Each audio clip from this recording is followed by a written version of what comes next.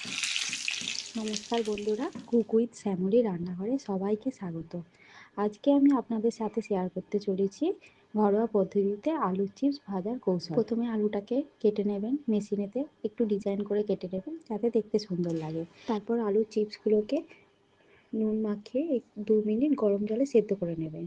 এরপর গরম জলে সেদ্ধ হয়ে গেলে এটা রোদে শুকিয়ে নেবেন।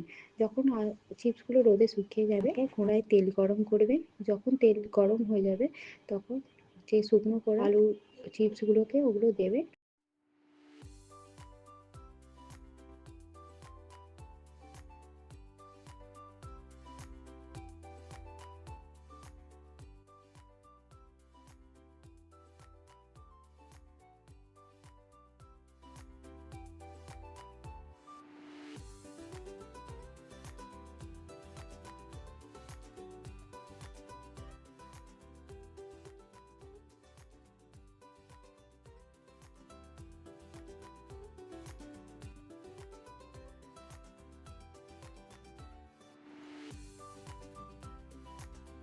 তৈরি হয়ে গেল আলু চিপস। এরপর আপনাদের যদি ইচ্ছা হয় যে মশলাদার আলু চিপস খাবেন, তাহলে এর ওপরে একটু লঙ্কা গুঁড়ো বা একটু মশলা ছড়িয়ে দিতে পারেন, তাহলে এটা আরও সুস্বাদু হয়ে উঠবে। তৈরি হয়ে গেল আজকের আলুর চিপস বানানো। যদি ভিডিওটা পছন্দ হয় আপনি কমেন্ট করে জানাবেন, লাইক করবেন, শেয়ার করবেন, সাবস্ক্রাইব করবেন।